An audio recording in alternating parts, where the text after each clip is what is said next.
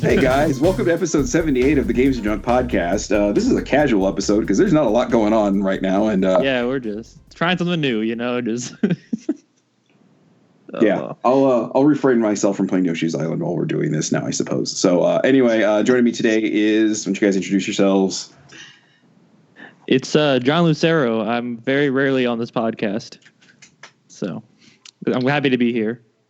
My rare appearances that I make. I'm Frank or Franky or Francisco, whatever you like. I am also rarely on this podcast, but increasingly more so recently. One of these two things was true. You can take a guess as to which one. And yeah. All right. So anyway, guys, we don't. There hasn't been a lot of news this week, and no, there has not. Yeah, last 2 weeks it really hasn't been a lot of news. So yeah, why don't we run down what you guys have been playing real quick? John, you've been playing Final Fantasy 12. Why don't you tell me a little bit about my boy Matsuno's game getting re-released in HD? Yeah, it is called the remaster is called the Zodiac Age, and it is based on, I think it was just called the International Edition in Japan. Mm-hmm. And it is basically the same game with a couple improvements that, depending on what your opinion of the game in the first place was, are big improvements, or they aren't going to change your opinion regardless. The two big ones are, first, they changed up the license system quite a bit. And the license system is like the job system for 12. It's similar to the sphere grid from 10. Just using points to purchase new abilities, or it's actually for everything. Like the ability to wear armor, you have to purchase to use weapons and the whatnot. And in the original one, everyone had the same license board. Basically, I believe it's been a long time, so I don't remember exactly, but I think they just unlocked things in different orders. Like the boards were mixed up for everyone, but it was generally the same. And which, by the end of the game, you had very similar party characters. Everyone kind of did the same stuff, which allowed you to use who you wanted, but also took away a lot of creativity, I guess. Mm-hmm. So, and this individuality for the characters. Individuality. That's a better word there. In this one, every character gets to choose between. There are now 12 licenses based on the Zodiac, the sign of the Zodiac, and you pick. Each character gets two that they get to pick, and you can double up on them if you want to. But everyone gets two, and once you pick a job for a character, you cannot change anything about it. You can't change it. You're stuck with that job for that character, which is kind of a daunting thing because you don't necessarily know how it's going to work out. I mean, there are plenty of guides online if you want to do that. There are people that have optimized this game to the T. So if you don't mind following a guide, that's the way to go. But I have not been.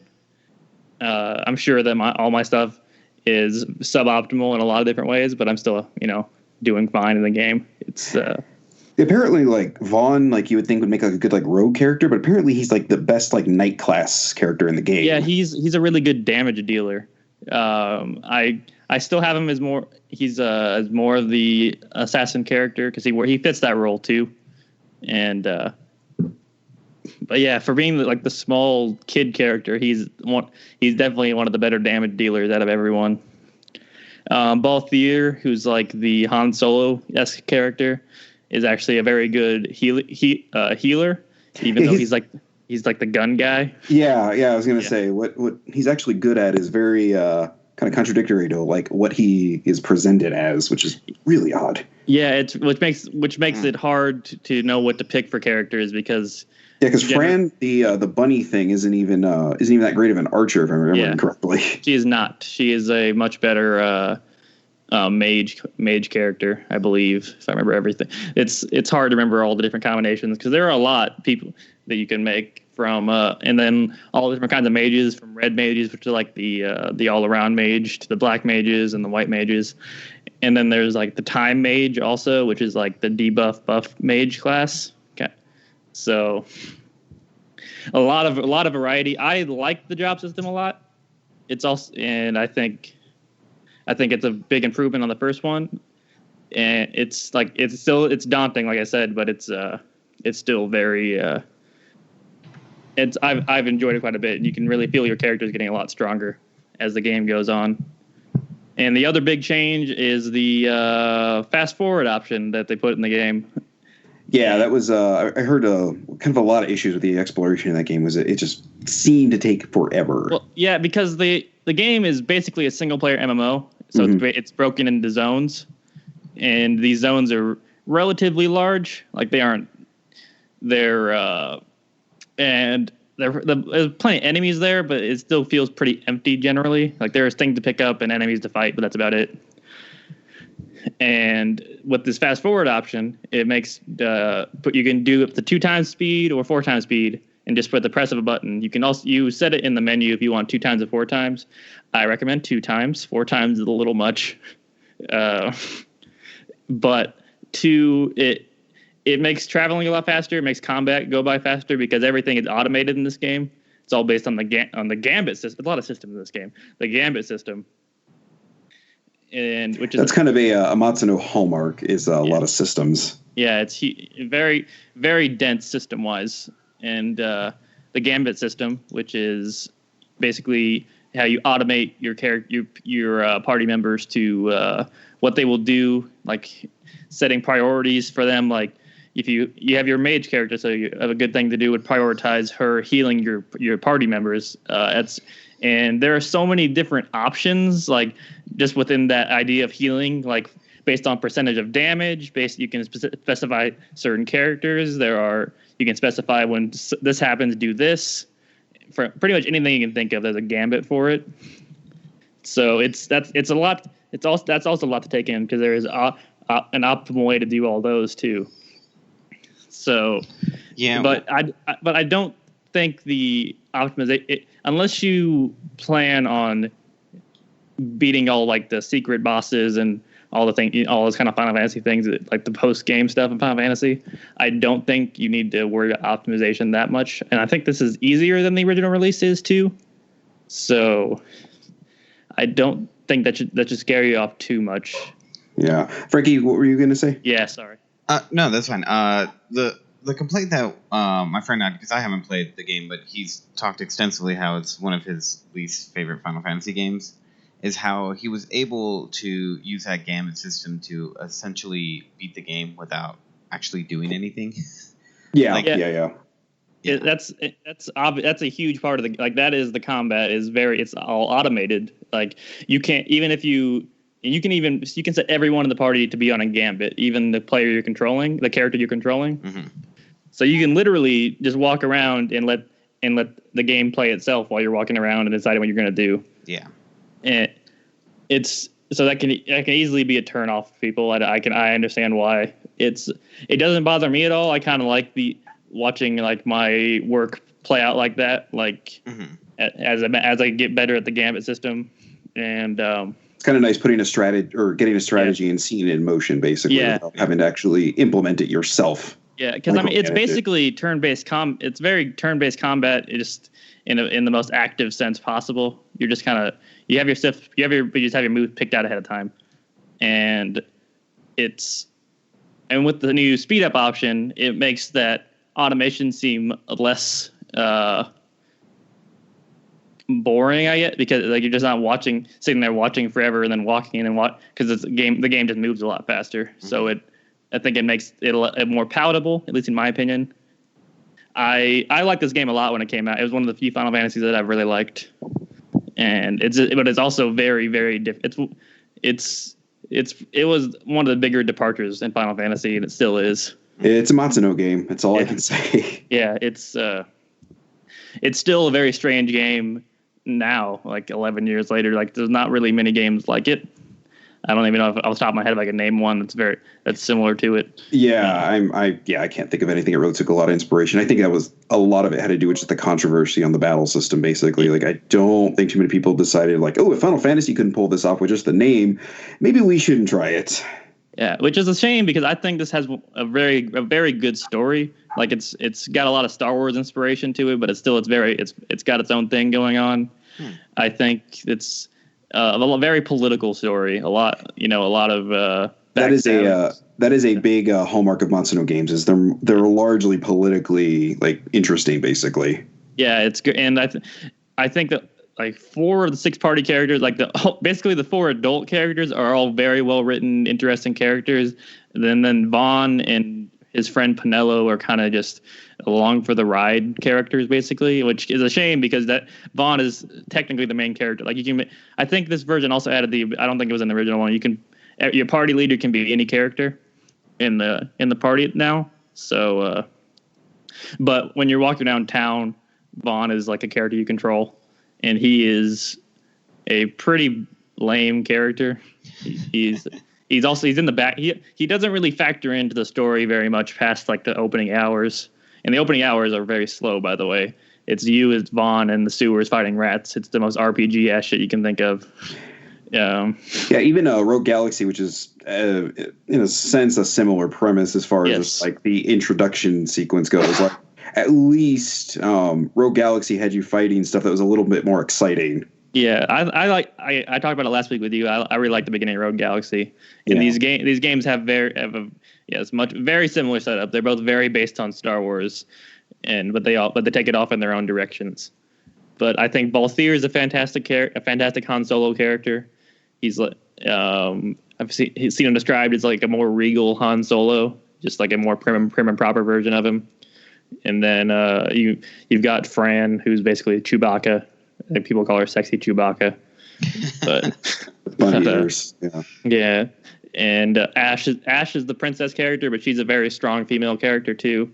And then Bosch is the knight with the questionable past, and they're very layered. And I think they all contribute a lot to the story. It's a very grandiose plot. Very grandiose political plot involving like warring empires and this country caught in the middle of 2 warring empires. So I'm about 12 hours in, and it's a 60 to 100 hour game generally. So depending on side content you interact with. That and the speed up option probably cuts a little bit of that off. Yeah, most likely at least a couple hours probably. I found that helped a lot with Final Fantasy VII with me getting through it. Like when we did the game club, I don't know if I would have gotten through the game if that speed up option and like the invincibility mode basically weren't there. Kind of thinking in retrospect, like it was a bit of a slog, and I think going with the original mechanics of that, I don't know if I would have been able to get through it. Yeah, the speed up option definitely, because the beginning of the game is very slow, and I was like, man, maybe I just don't remember this game. Maybe the game is not what I remember it being, but it does pick up pretty. But after about, I think at the 4-hour mark, it really started to pick up when you get your party members going, and you have your full party within 8 hours, I think, of the game. You have everyone you're going to have in the party by that point. So, and from there on, it's been very, very fun. I enjoy it quite a bit. I think I'm going to finish it. I think I have not many big releases coming up for a couple months, so I have some time to put into it. Yeah. I was gonna say we're at sort of that lull right now. So it's definitely it is a hole in my Matsuno education. So it is something I definitely want to. And in case for whatever reason you don't know who Matsuno is, Yasumi Matsuno is the guy who was basically behind Tactics Ogre and Final Fantasy Tactics, and so clearly there should be some sort of like interest on my part for this, just because this guy, like everything he's ever done has been like one of my favorite video games. So it's like, I should probably get this. The original reason I couldn't deal with the game was it came out very late in the PS2's life. It was when I got 06 when PS3 was already out when it came out. So it was 2006. So and I got my first big screen HD TV, and Let me tell you, that game does not blow up to 52 inches very, very well. I will say that while this game it's a pretty good looking HD remaster. The textures you can still see the PS2 and the texture work for sure, but like I think the characters look pretty decent, and I think the art direction is what helped it age pretty well. I'm a big fan of the art in this game. I think, and the character design is pretty subdued for Final Fantasy, which makes every character, I think, more relatable. So yeah, well, that's because Nomura wasn't in charge of the character design. Yeah, it's in a lot of ways in so many ways it's the most like it's the black sheep of the 3D Final Fantasy games. It's so different from those in a lot of ways, even more so than 15, I think. So because 15, it's got a huge combat change, but it's still very much Final Fantasy in a lot of other ways. So yeah, it's a weird. I recommend this game if what turned you off before was like the license system or the travel speed. If like the story didn't do it for you or anything like that, it's still Final Fantasy 12. It's not. If the core of what Final Fantasy 12 was your problem, this does not fix that. If there were some hiccups like I had, like with the just the look of it, this will fix that. So yeah, if Final Fantasy 12, like if the very core of its essence disgusted you and you want nothing to do with it, don't even bother. But if there was some like little things that just kind of stopped you from getting on with the game, then I would say that this is probably the way to go. Yeah, it's a very good remaster. It's good, and yeah. All right, so that's all I got to say on that one. All right, Franky. So you have purchased a Switch since the last time you were on. That's true. I did. Woo! I love it a lot. It is super amazing. It's so great. It makes me angry because like there are so many things that just piss me off about Nintendo. And then they just reel me in every time with these little things. What could Nintendo possibly do that pisses you off? I mean, they just do everything right. I mean, look at how many. We all have an NES Classic sitting here, right? And you know what? That's that's the worst thing of it all is their scarcity of their consoles. Not just their console, their amiibo. Yeah, everything. Right? It's I don't know. I guess this has always been a thing since pretty much I think the SNES days. I don't know. It's pretty easy to get a GameCube. Well, that was actually when I wasn't playing console games like at all. Oh, okay. Yeah. Well, I wasn't playing video games very much, but even then I noticed like, oh, there's GameCubes everywhere. Yeah, there were.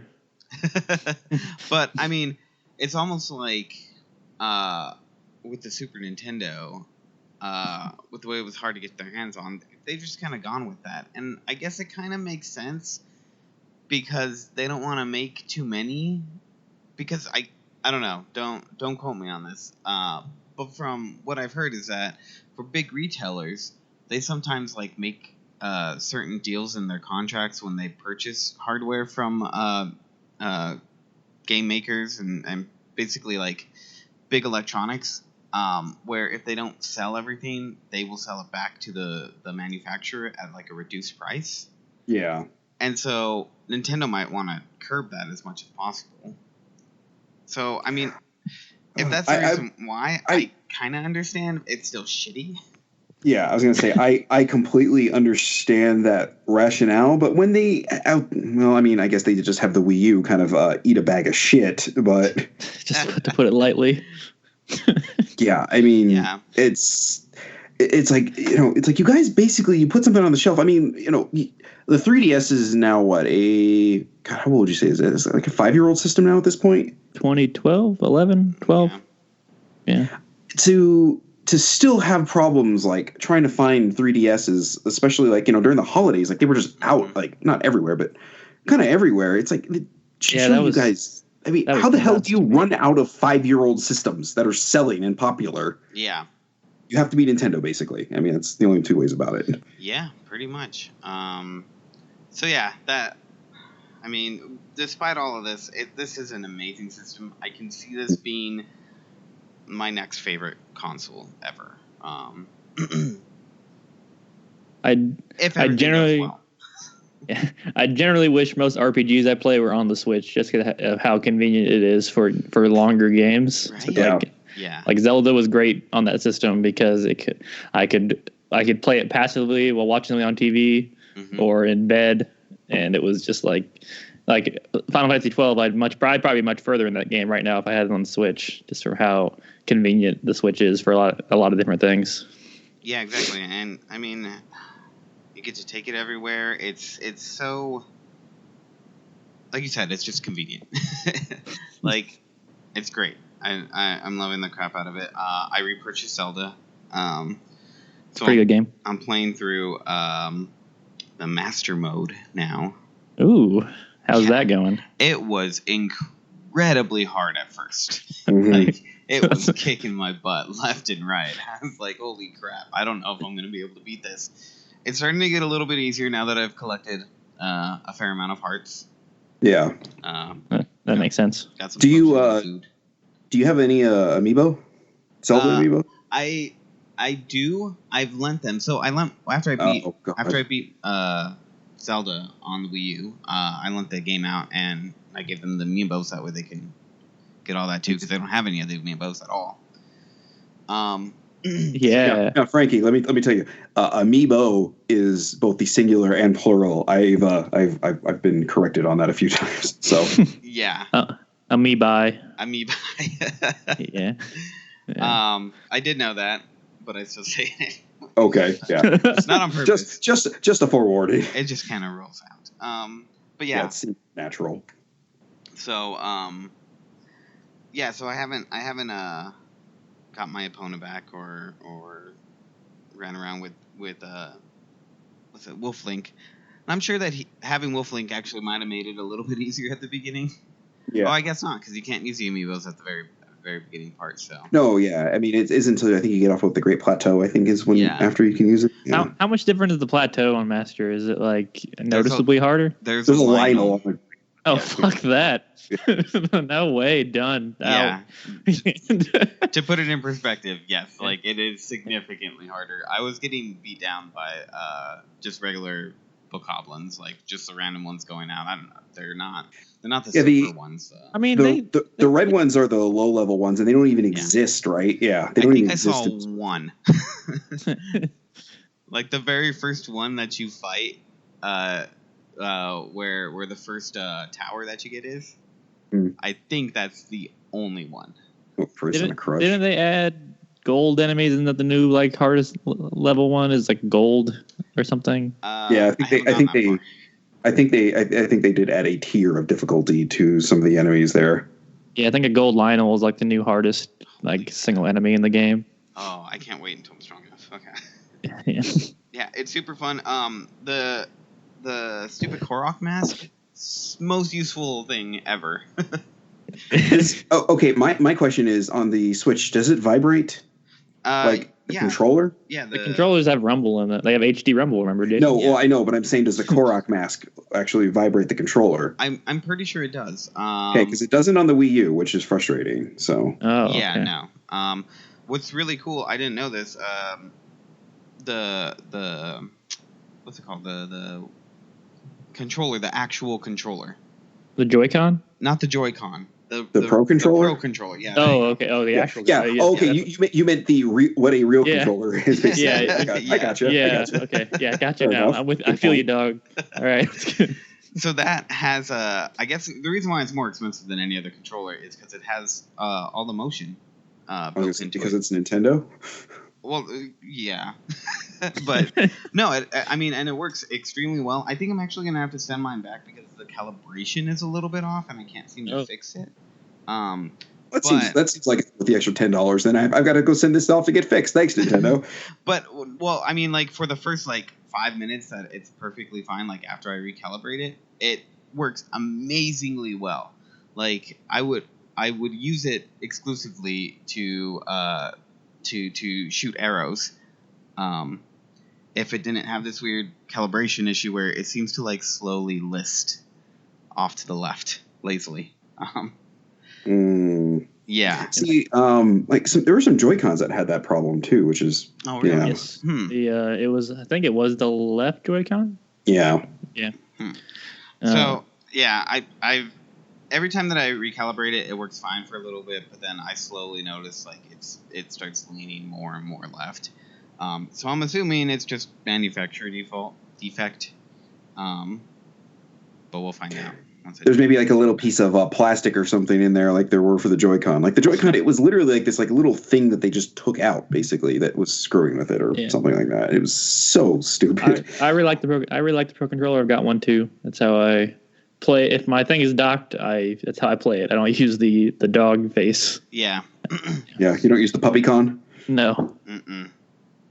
Yeah, that thing seems weird. It doesn't feel comfortable to me. It's very tiny. Yeah. I mean, and I have tiny hands, honestly, so I don't know. Yeah. It's not good to me. But and then all the other DLC that came out with it too, it's all of it's super useful. It's pretty good at DLC. I haven't gotten the Master Sword again yet, so I haven't gotten to play those. But the trials. But I imagine if it's like anything else that's in this DLC, it's going to be amazing. It's definitely, so far, the experience of me playing through Zelda again has actually been just as good as the first time through. So, yeah. Well, that's good to hear, at least. Yeah, because I think I'm planning on replaying it once I get a Switch eventually, because, I've said this before. I have the Master Edition, so I do have a version of Breath of the Wild for the Switch, but, I don't actually own the Switch. I mean, this isn't the first time I've actually bought a game for a console I don't own. I mean, I don't even have a TurboGrafx 16, and they have some TurboGrafx games, so.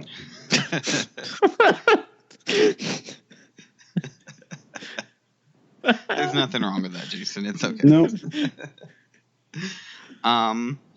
So yeah, I don't know what else I can say about it. It's amazing. And it's a pretty good game. Okay. Oh, good. Anyway, so you got in on the Splatoon thing here. So let's talk about the Splatoon thing. Did you actually play the first Splatoon? I did. I owned it. I didn't get to play a whole lot of it, unfortunately, but every time that I played, I was enamored by it. It was so fun. I sucked at it, but I was still having fun. Okay. Which I think is that's, to me, that's a sign of at least a pretty good game, is when I can be losing and still like, yes, okay, I want to play another match. Yes, that's generally a good sign for a multiplayer game. Yeah, exactly. Yeah. So, the new one, it feels pretty much like the old one. Okay. That's not a bad thing. If it's the feel. Not a bad thing at all. Did they get rid of the required motion control aiming? Yes, or the precision aiming? Okay, good.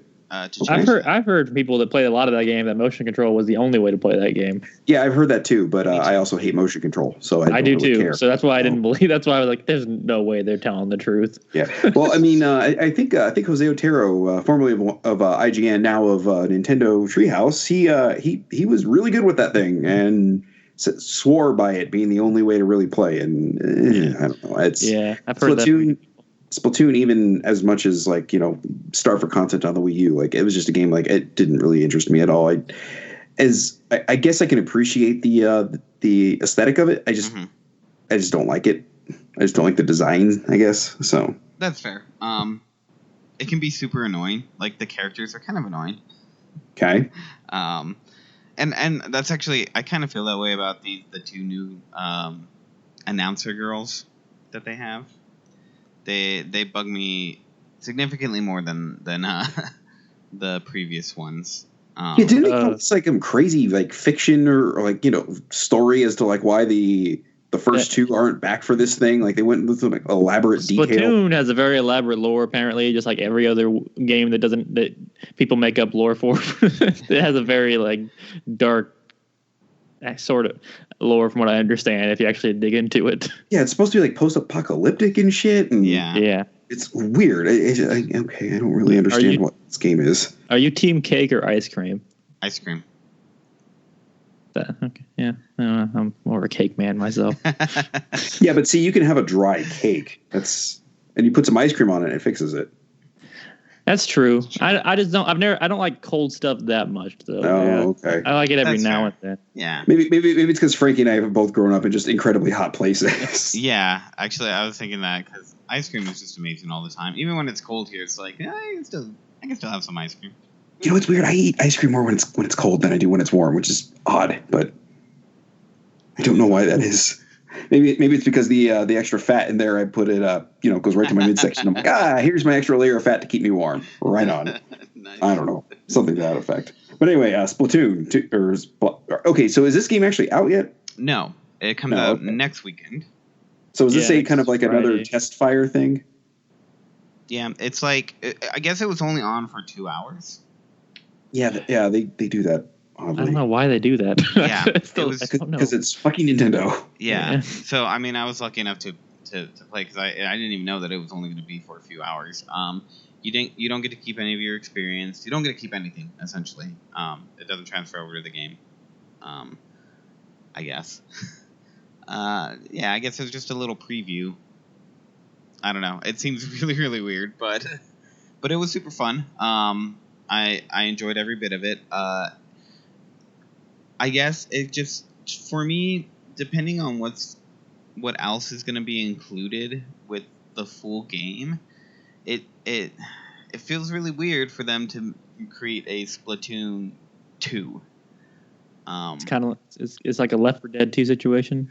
Yeah, or like I feel like what they did with Mario Kart, where it's still Mario Kart 8. They just threw some extra stuff in it. They still called it Mario Kart 8.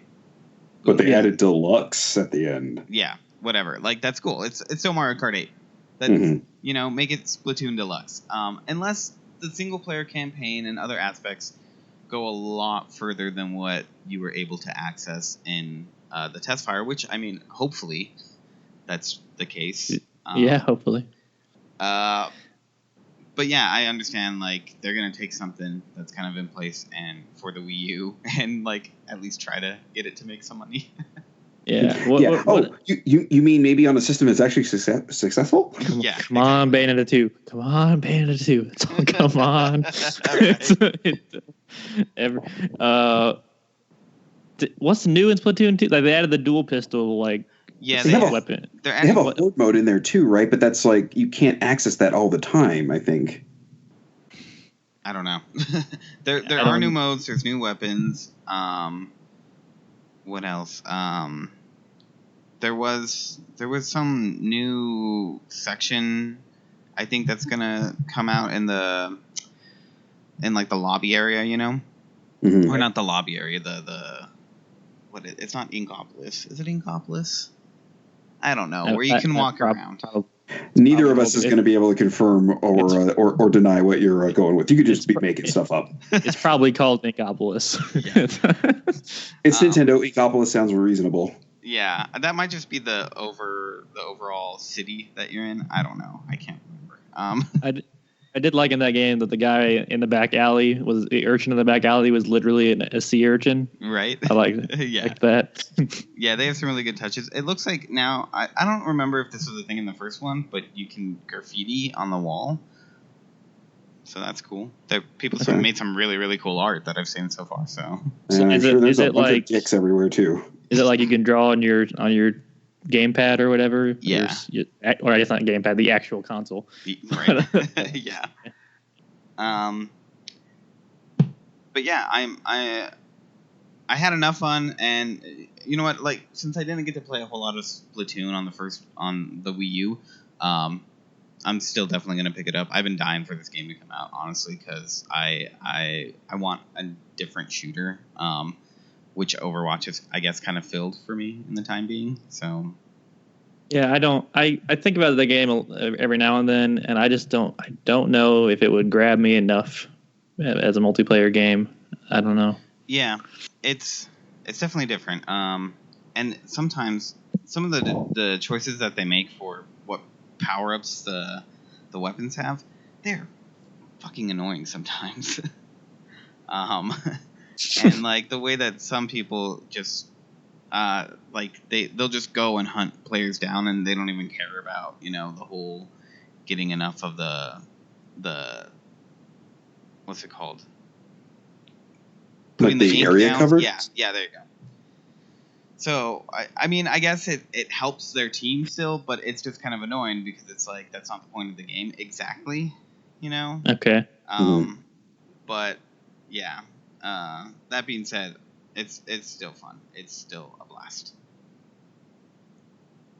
All right. I might check it out. I don't know. I still haven't decided. If I was a betting man, I was going to say it's a no, John. Yeah. I think about it, and it's just because I don't have a lot of Switch games, obviously. So it's like, and I want to play Switch games, but don't know if this is the one yet. That I have the same thing with that Mario Rabbids game too. Mm-hmm. Yeah, I feel the same way about that. Yeah. Yeah, that's one of those like I don't know if I'm curious enough to check it out, but I don't know. Yeah, that's where I'm at. I like Mario is the only surefire thing I'm like Mario Odyssey is the only surefire thing I want to get version. So far away. It feels so far away. Yeah, really it comes out the same day as Wolfenstein does. Oh, does it? Yeah, it does. Something else is coming out like the same day too. Assassin's Creed comes out the same day. Oh, yep. Yeah. Yeah. That's a lot. That's a lot of games on one day. Mm-hmm. Yeah, that's a lot of big releases there. I mean, I don't know. Like, I feel kind of like Wolfenstein should get pushed back, maybe to not come out at the same day as, Assassin's Creed and a Mario game. I mean, going up against a Mario game almost by itself is enough to warrant suicide. Because Wolfenstein doesn't have a multiplayer aspect to like push sales. Like, I don't think it needs one. I'm not saying it needs one at all. I think I'm glad it's only single player, but I think that would hurt it too against those two games as a shooter. So, but that first one's really good. I know it's relatively popular. I think. It seems like a lot of people talk about it. I just kind of wonder how many people have actually bought the thing. Let's see. Kind of curious. We can pull up sales figures for it. I definitely wanted to, and I just never got around to it. So. It's a good time. Mm-hmm. It's got a surprisingly good story. So think about who you're talking to. For me to say, I think it was a really good game.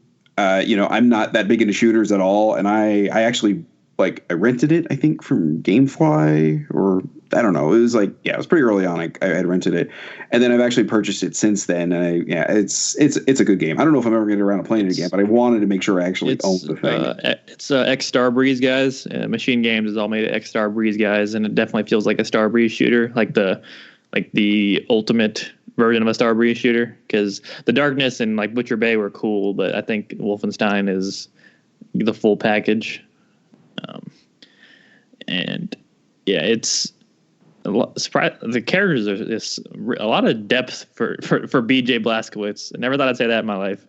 They had a lot of depth to the character of BJ Blazkowicz. Yeah. Let's see. I am trying to find out total sales numbers here. Let's see. Because it looks like it sold under 2 million on the PlayStation 4. But let's see.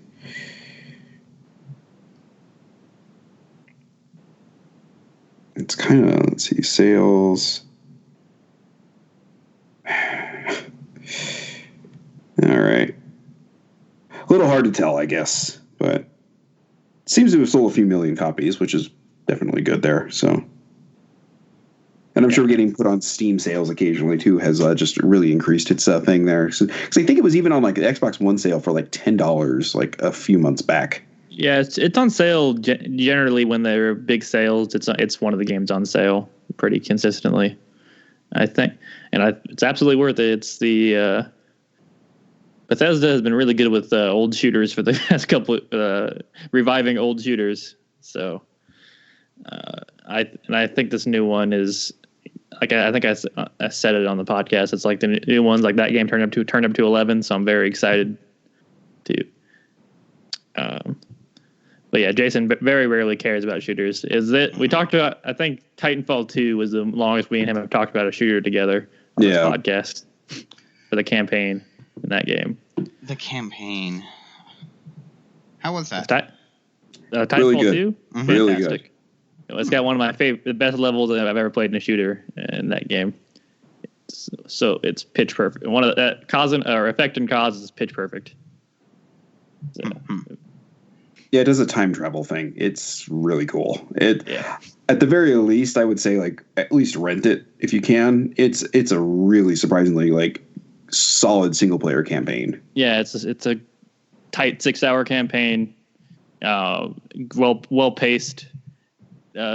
Decent character interaction stuff. It's mostly just like the level design though is so fucking good. It's mobility stuff. It's great. Yeah, I 100% recommend the campaign at least. Whether multiplayer is your thing or not, I recommend the campaign. Yeah, multiplayer. I didn't even dip into the multiplayer at all, but that campaign was definitely worth the rental at the very least. Yeah. Oh, okay. I will definitely check it out. All right. So as far as like upcoming Switch things, is there anything like either of you guys outside of Mario? I mean, is there anything that you guys are kind of like, oh, cool, or have you dipped into like any of like the Nindies? There was one that I saw that caught my interest, and I can't even remember what it's called. Just give me a second. I just saw it because those indie games just keep popping up all over the place. On the Switch. Yeah, there's what is it? What else is coming out? Oh, Pokken Tournament DX. If I get but like when I get a Switch, that's a game I'll get because like my daughter and I had a lot of fun with playing that one. See, I say Pokken. I don't know if it's it's a weird. It's a made up word. So whatever. Xenoverse 2 got announced for the Switch. I forgot about that. I'll probably finally play that game on the Switch, actually, because I had a good time with the first Xenoverse. As a big fan of Dragon Ball Z, it's a lot of fan service in that game. So it took me a second to figure out what you were talking about when you said Xenoverse. Yeah. Xenoverse. What the hell is that? Sorry, I should have said ZBZ. Should open Dragon Ball Z Xenoverse. Yeah, maybe. Xenoverse. My brain went to I was like Xenoblade. I was like, wait, what is he talking about? Xenosaga. There's entirely too many Xeno games out there, I guess, now that are coming out for the Switch, and that's 2. So, I'm trying to look for something.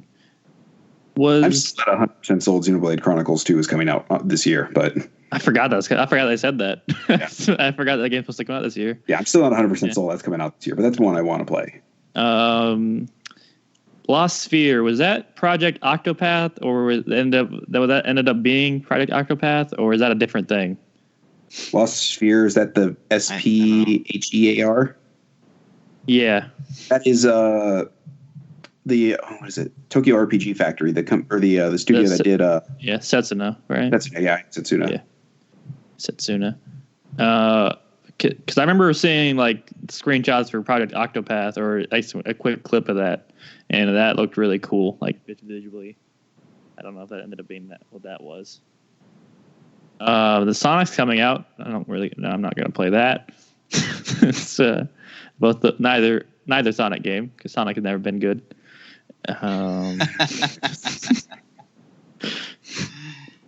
Remember, he doesn't like Yoshi's Island, people. So I think I'd play Yoshi's Island 10 times out of 10 over a Sonic game.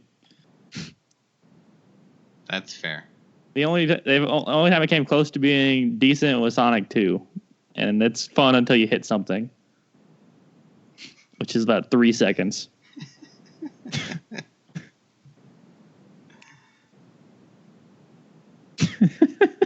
I'm just waiting for you guys to talk about more Switch stuff. I don't have one, so I'm looking at stuff. Yeah, I'm looking. Let's see here. I know there was. I mean, Garu's on there, but I don't think it has online support, which is kind of like a no-go for a fighting game. Life is Strange is coming out on this. Oh no, sorry. Ignore that. I was like oh wow. Okay. Yeah. There's supposed to be some like kind of like 2D top-down Zelda type thing that's on there, and it's like a real cheap one. I think that's what I was thinking of, and I can't remember the name of it. Blaster Master Zero's on there, and that's one like I'll buy again because I have it on my 3DS. That's one I'll buy again on the Switch. Yeah, I'm actually probably gonna buy that here. Isn't that Link that Link to the Past game. It's like a fox something. It's like an animal like protagonist, I think, in it. Oh, I think I know what you're talking about. Yeah, it got a name change. It used to be something else, and now it has a new name, and I can't remember either name. Shoot. It's a Kamiko? That might be it. I think so. Yeah, this looks very... This is definitely the one that I was thinking of, but... Can you put a link in the chat real quick this way? I can't. I'm on the Switch. I'm looking on the Switch. Oh, okay. Never mind then. How do you spell that one? Kamiko. I'm looking at it right now. It should be out already, I think. Yeah, came out April. Oh, this is not what I'm thinking of. I have seen this game though. This is what I was thinking of, I think. This is not what I was thinking of. But I think there's another one though too that's kind of like that. Oh well. Anyway, I'm sure this is fascinating for the listener. So. Oh yeah, this is probably top notch. Yeah. Coverage right now. Yeah, top rated podcast stuff right here. So anyway, if that's it there, guys. Yeah, I can't see any. Rocket League's coming out for it. Rocket League's pretty good. I don't know if we get it again. Yeah, exactly. Yeah, Rogue Trooper. I didn't buy it before, so the Rogue Trooper remaster is coming out for Switch. Apparently, you guys can play Rogue Trooper again. Okay, well, yeah.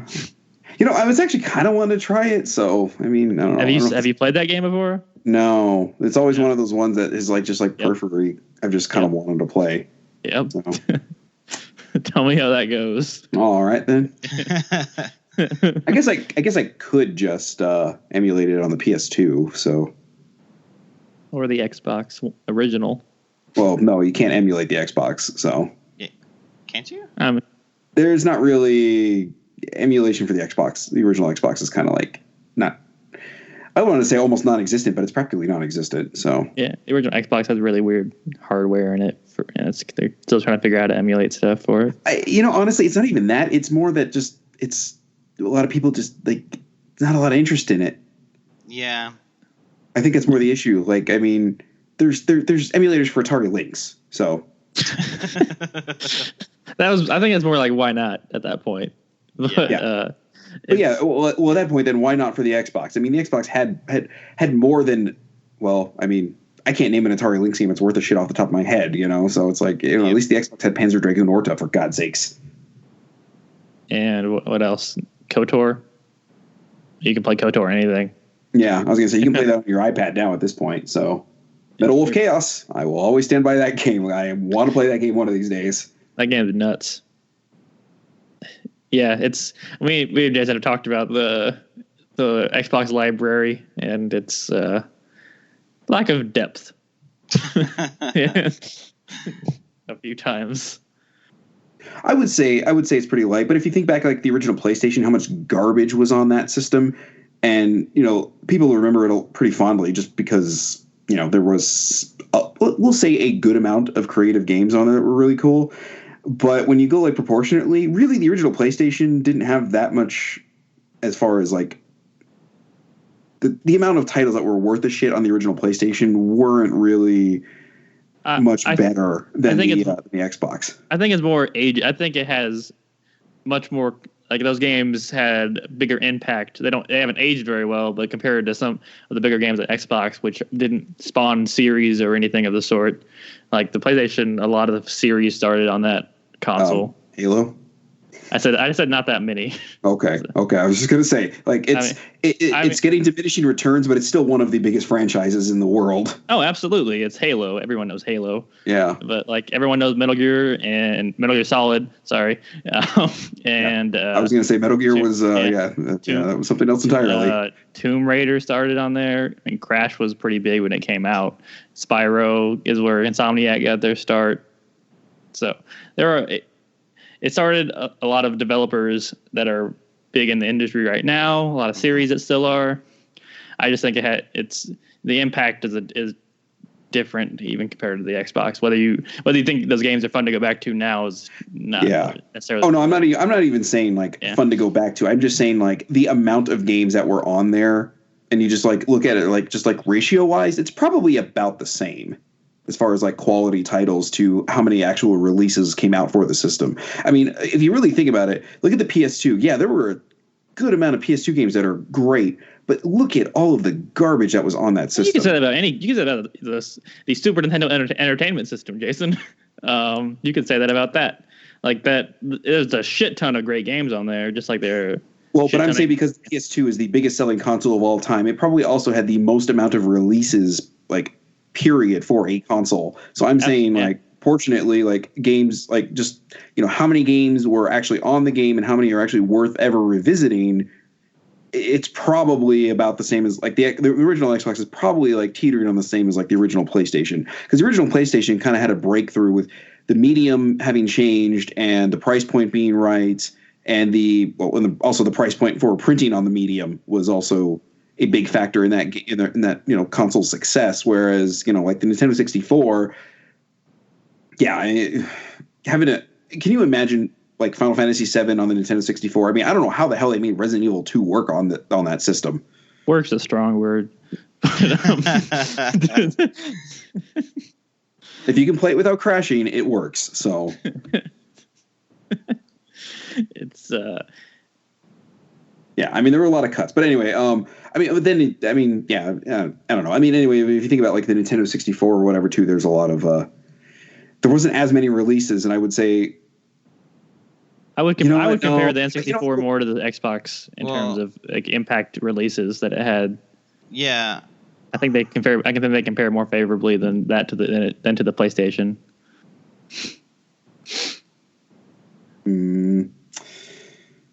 I don't know, because okay, so we've the Super Nintendo Classic thing has happened, so clearly I think there's gonna be a Nintendo 64 Classic. I'm struggling for 10 games that I would want on that thing. Yeah, I mean, Ocarina, Mario 64, like the two it's always a Zelda and a Mario. Like So I mean, okay, so take out 64 or take out Mario 64, take out Ocarina, take out Majora's Mask, and take out GoldenEye because that's not going to happen because of the licensing issues. What Perfect is Dark. there? It would be Perfect Dark then if it's not GoldenEye. Oh, can't be on there because that's a Microsoft property now. Oh, you're right. And Perfect Dark really wasn't that game anyway. So I mean, I'm just saying it's basically GoldenEye with aliens. Glover, gotta go with Glover. You love the glove. Okay. They probably put Conquer on there. I'm not saying. I don't know if they could. I don't know if that's a Microsoft property now or not. Yeah. No, they do. I think they do own the Conquer. It's so rare. You gotta take out all the rare stuff, I guess. Yeah. Maybe Donkey Kong 64 you could probably put on there, but I don't think that should be on there because that's not a good game. But I don't either. Mario Kart 64. That's okay. There we go. Yeah. We've got another Mario game. I mean, what are you gonna do? Yeah. There was another Mario game though, also, right? Party. I'm not saying Party? put it on there. I'm not saying that one. I'm just saying is that what you mean? No, like, or how about the sports games like the golfs and the tennises? No, I don't know. Maybe not. Oh wait, no, maybe I was gonna say RPG. Paper Mario. Oh, Diddy Kong Racing. Absolutely, those two. Yeah, I think those. Paper Mario was the one I was thinking of. Okay. Yeah, those two both go on there. Okay, so let's run down the list here. We've got we'll just go with the de facto. We've got Mario 64, Ocarina, Majora's Mask, Smash Brothers. Yes. Yeah. Okay. The first one is important. It's an important game. Has an age as well, but it's still yeah. So and then we've got Mario Kart, Paper Mario. We're at 6 games right now. Okay. Diddy Kong. Okay, Diddy Kong 7. Diddy Kong. I don't know if they put 2 racing games on there, but we know we we're running out of titles here. We're gonna have to put them. I was gonna say Jet Force Gemini, but that's a rare game, and that's terrible. So yeah, not a good game. Kirby would probably go on there. I mean, you know what? I'm of that one, but it probably will. Pokemon Stadium. That Crystal Shards is not a good game. But okay, we'll throw it on there. That's 8. We're at 8. Pokemon Stadium. Oh, yes, probably. I can't imagine they'd put that on there just because, like, functionality wise, it doesn't really do anything unless you have the Game Boy adapter thing for it. Well, but I'm sure. Yeah, I don't know. They might not want to work all that in, huh? I think they would. What I think I don't think they'd want to like lessen the brand image and putting Pokemon Stadium on there with basically just generic Pokemon that aren't yours. I think that would lessen it, so I don't think they would do it. Star Fox 64. Okay, yeah, God, okay, yeah. I'm 9. I'm looking at a big list right now because this is getting down to the wire. Let's also keep in mind we have much better versions of Ocarina, Majora's Mask, and absolutely 64 on the 3DS. So, I mean, yeah. Oh, Banjo-Kazooie? Do we know? It's a rare game. Oh, yeah, I was going to say. I think Microsoft. That's the rare game. Yeah, that's like the first one you put on there. Because that was on the the first two I think actually came to Xbox Live Arcade if I'm remembering right too. Turok. I know the first did. Turok. Nope. At Rogue Squadron, people like Rogue Squadron quite a bit. Yeah, okay. Rogue Squadron. Yeah. Okay. Wave Race. Oh, Wave Race. I was talking to somebody about that. I missed that game. That was a good one. You know what? I was actually thinking Wave Race, and I just was like, I don't know, like, because then we're at 3 racing games at that point. But okay, we'll throw it on there. So I'm throwing out names right now. We're gonna build this list a little bit more, and then we can shrink it down. I think we can get a few more than 10 on there. What if the 64 was just a racing console of? It had the best controller for racing, obviously. So it's let's see, Animal Crossing. It had its N64 release. I thought that was a game, just only GameCube. No, the GameCube version was a Nintendo 64 game. Okay, I would put WWF No Mercy on there personally. Oh, but I do remember that. Yeah, that game does have a lot of like love, but also like licensing wise, I don't know if that would have been. Yeah. And Harvest Moon. Okay, I like Harvest Moon. You guys know I like Harvest Moon. I do. The early iterations. I don't think it'd be on there though. Yeah, I don't think it would be on there. Honest. No, I don't think it'd be on there. Maybe Sin and Punishment. Oh, Sin and Punishment. That's right. That'd be a nice like pull because I don't think if you can't get all these rare games, I mean, you gotta put other stuff on there. And I mean, that's probably Treasure's best. I mean, that's a low bar, but Treasure's best 3D game. So, what's the other one people like that was on the 64? That's what we've been trying to figure out. It's like I can picture it in my head. I can picture the game. It looks ugly as shit. What's it called? Just narrow it down. Still narrowed it down. You might as well have said the game has at least one syllable in the title. It ends with 64. I don't think it. I can picture like the game being played. Even what is it? Okay, can you describe it? No. What's in it? It's got a very weird. It's just a weird play style. Is it Blast Core? Is it a shooter? Is it? No, it's a side scroller kind of thing, but it's like a 3D. It's like a faux 3D game. I'm looking. I saw it. I have to see the name of it. Oh, and I threw out Blast Core, and I'm gonna throw that out too because that game is garbage. I went back and tried to play it on the Rare Replay Collection. God, man, there is that Rare Replay Collect. God, I still don't understand why Rare is like so beheld and loved. That is a studio because the 64 was like for my generation, people look fondly on 64 if they're stupid. But I'm not going to disagree with you. Yeah, it's a lot of like what's the thing?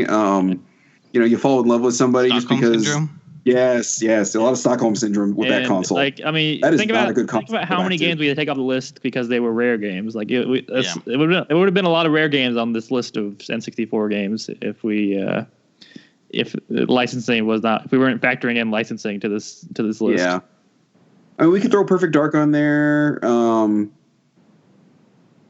Like if we do that, if we like just get rid of licensing, like this list starts to grow, whether you want to play them or not, like the games that would go on there, they.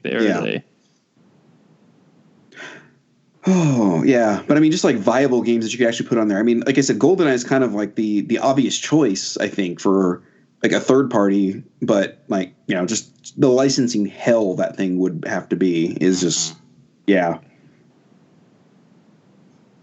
Yeah, it's Mystic Quest? Oh my god, Mystic Quest. Mystic. Or not Mystic Quest. Not about Mystic. What is it? Quest 64. Yeah, that's what I'm thinking of. Yeah. There we go. Isn't that guy's name like Bill or something? Like the main character's name like Bill? Real like just generic and white. Yeah. That game sucks. I've played that game. Let's see. There is Ogre Battle 64. I would throw that on there just because that's me. How about Clay Fighter? 63 and a third? Oh yeah, 63 and a third. Because it's not quite 64. Yeah. Yeah. Let's see. Oh fuck. There's another RPG that's on the 64 that I am trying to think of. Aiden Chronicles. That's it. Never even heard of that one. But, there's Hybrid Heaven. That might be. How about one of the many great versions of Doom or Quake? On the 60. Oh wait, Blitz. I feel like Blitz is a 64 game, isn't it? Yeah, it was. Yeah, it came out on the 64. Yeah, not the ideal way to play Blitz, but it was.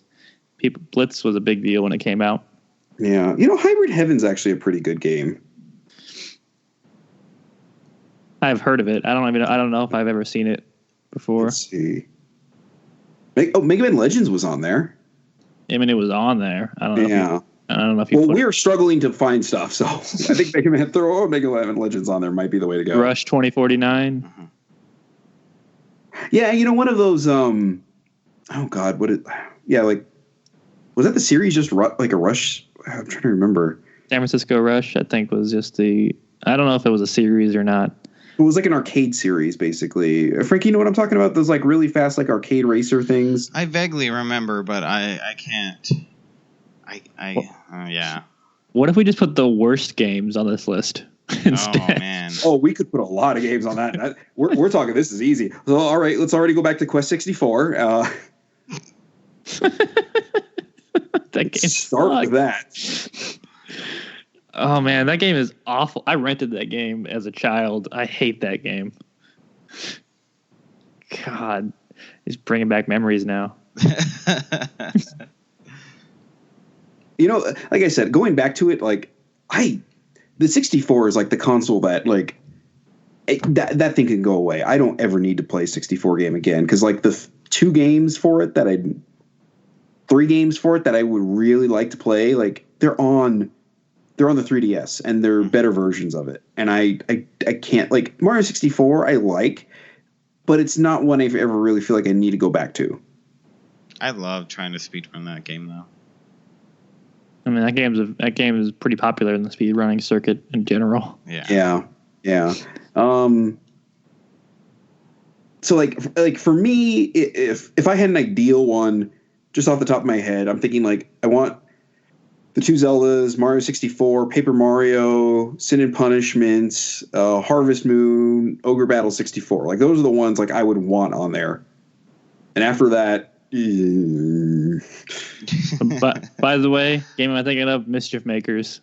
That's what I was thinking. Oh, that's a terrible game. Yeah, I know exactly. That's another treasure game. That's bad. That's the game I was trying to figure out because it's ugly looking. It's hard to describe because it's such a weird ass game. It's. I know exactly what you're talking about. Yeah, actually, Hardcore Gaming 101's podcast just talked about that like 2 weeks ago, I think. Yeah, that is not a great game.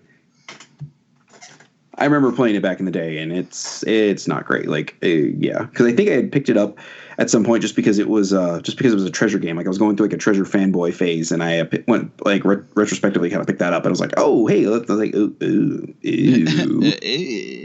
Yeah. Ew. It's like when you open the Tupperware and you're just that. It's like, hey, what's in this? Oh god. Yeah. It's a bad. There's so many of those games on 64. It's like, oh, what's this? Oh my god, it's just a nightmare. Yeah, like, and I've kind of been one of those people that have like Ocarina of Time. It's good, but I don't think it's as good as people like remember it being. I really don't. I think that the remaster or remake or whatever the 3DS version. Yeah, the 3DS version kind of makes it as good as you remember it. Yeah, I think it does personally, but I don't know. it's not even. I don't even know if I'd put it at top 3 Zelda games for me. Like, it's not in mine. It's not in mine. It's probably my top 5 for sure. I think it's pretty safely in the top 5, 4 or 5. I really still need to beat that game though. You never beaten Ocarina? Nope. I remember beating it back in the day, and I loved it. And I've tried to go back to it multiple times, and I have had a very hard time going back to it. Like when I got the GameCube versions of it, and I had a hard time going back to that one. Yeah, I would say that I'd like to hear what you think of it, Franky, because you've never beaten it before. What you'd think of it? I think where I last left off, because I always pick it up for a short time and then I just put it down because other things occupy my time. And I try to go back. Games. And it's it's a pretty long game. So yeah, and I feel like I've played through now probably the first half more than a few times. Mm-hmm. But where I'm at now is I just finished the Water Temple. Oh, that's like you crested the hill at that point. Yeah, I was gonna say it's all downhill from there. It's definitely less of a struggle from that. Like I remember the last time I tried to play it, I got to the Water Temple and I had some problems with it. And I was just like, "Fuck this! God no!" It's like there's nothing like this in the past. I'm just gonna go play this better Zelda game. The Water Temple is bafflingly bad in that game. Yeah, probably the worst designed Zelda dungeon I think ever. I actually didn't mind it, and I don't know if that's because they're. Which version did you play? The N64 version or the? It was a 3DS one. Oh, that's why. That's why. Yeah, okay. Yeah, they fixed a big thing because you can put the boots on whenever you want in the 3DS version.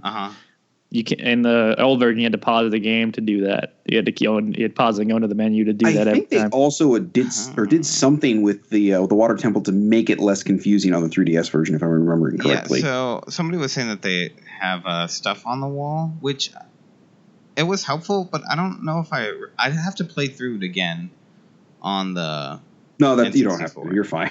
Well, I mean, just to know if it was really that big of a difference or not. But that might be an interesting game club to do at some point. Is go back to Ocarina of Time. Yeah, that'd be fun. I'd be down for that. I think we'd actually have to probably do like the original 64 version though. Ooh, I'd have to figure out how to play that. Yeah, I mean, I'd have to get my GameCube hooked up because I am not hooking up my 64 for that. That you can emulate. Yeah. Yeah, although Nintendo 64 emulators are kind of wonky. Are they? Like Ogre Battle 64 does not work very well on an emulator. Like I tried doing it, and just because I thought it would be easier to do it on my laptop than the Wii U, and man, it like the floor vanishes.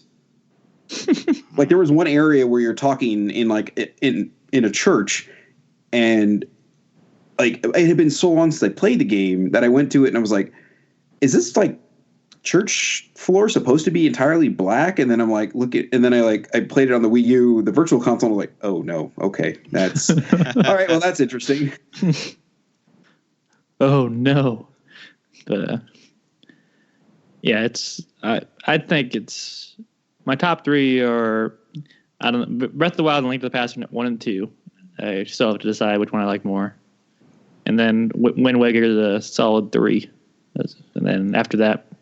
Maybe Ocarina. I have to think about all of them.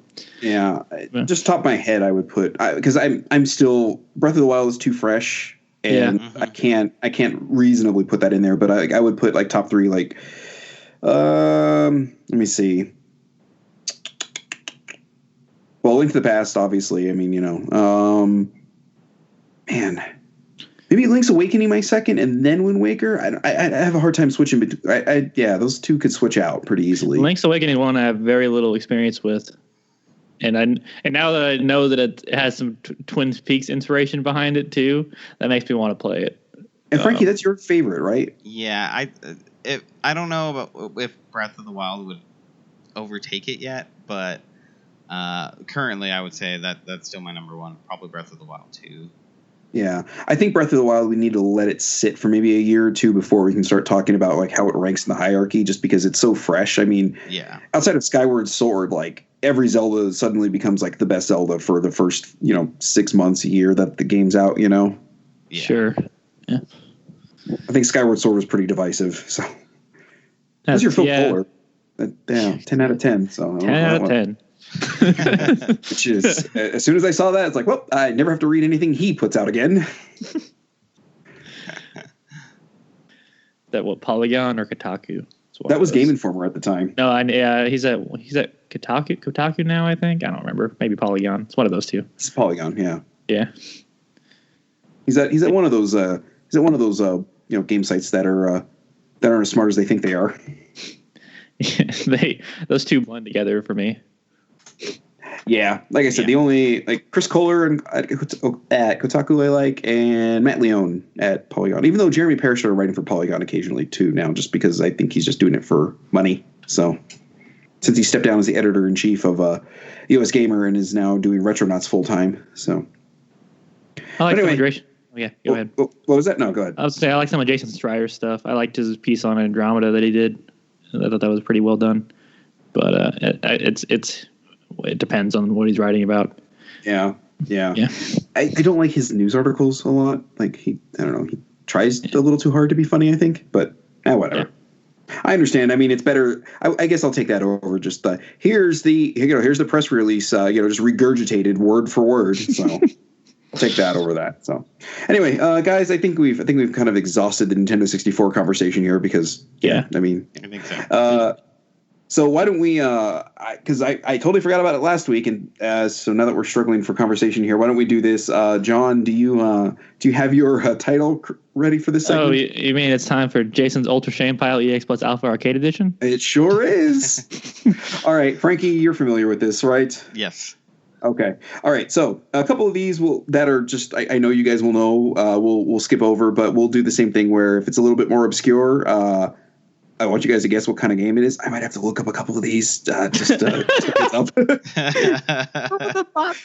Because as we know, a lot of these were during the summer sale for Steam and Good Old Games. So I kind of just was like, oh hey, $3 or $2, I'll buy these. Cool, great. So anyway, first off, God. Command & Conquer 3: Tiberium Wars. That's the shooter. Medieval 2: Total War. Okay. Medieval 2. Yeah. Yeah. You don't remember Medieval 1? Is that was it an action RPG game? No, Medieval 2. It's like a it's like a grand scale strategy game basically. Yeah. Then I have no idea. Oh, okay. Well, is it counted as a 4X game, or is that even bigger than that? No, it doesn't count as a 4X game. See, when I think 4X, I think it's Civ and I don't even know if I really think of Civ to a point. I think more like Master of Orion is like a 4X, because that was kind of the game that, I guess, coined that term. But anyway, no, I wouldn't call it more. It really is just more of a strategy game, basically. Okay. So, Thimbleweed Park. I know what that is. You do? I've heard good things about it. Yeah, I have too. Yeah, I like Ron Gilbert a lot. He's got a good sense of humor. So, Hollow Knight. I do know what that is too. I've heard good things about that game. Wait, what's Hollow Knight? That sounds interesting.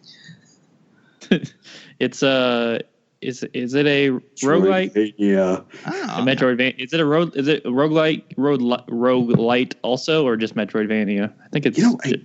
I don't remember. I remember it might be a little bit of both, but I might just assume that every platformer on a PC at this point is a roguelite.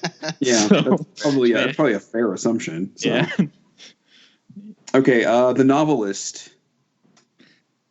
That's a movie, I'm pretty sure. Well, I'm sure it is, but not this one. That's the sequel to The Pianist. He takes up a different profession. Yeah.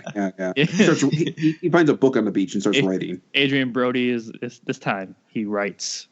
This time he writes. That's just the tagline. Yeah. Basically, this is. Do you want to take a stab at it, Franky? No, I have no idea. Okay, so it's sort of like a 3D adventure game. Basically, like you play as, I don't want to say like a disembodied type thing. Think of it as like a ghost type character, and this novelist who is taking a vacation with his family and is struggling to come up with his next idea. And you sort of can watch things play out, but if you linger too long, they will start sensing your presence and it affects their behavior. So it just seemed like an interesting premise, and it's something I wanted to check out. So, that's weird. Yeah, sounds pretty interesting, actually. All right, Dawn of Discovery. That sounds like an RPG. It's basically think of it as like kind of like a Civ type game. Damn it. Yeah. Napoleon, Total War. That's definitely an RPG. It's another like grand scale strategy game. Yeah. That series, a couple of these are gonna lump into this, but there was a like that series or those type of games. There was a big like bundle thing for Sega that they did, and it was cheaper to buy the bundle than it was to buy some of these games or the ones that I wanted individually. So this next game falls into that category of this is the only reason why it's in my Steam catalog now. Viking Battle for Asgard. Okay, I do know what that is too. Yep. It seems right up your alley. Yeah, pretty much. Yeah. Total War, Shogun, another grand scale strategy thing. The Blackwell Legacy. Is that a point and click adventure game? Franky, you want to take a stab? Blackwell. I have no idea. John nails the landing. Yeah, nice. It sounded very point and click adventure game. Yeah. Now, despite me actually, cataloging all my games, I actually bought this one accidentally again. So accidentally. Yeah. Stories Untold.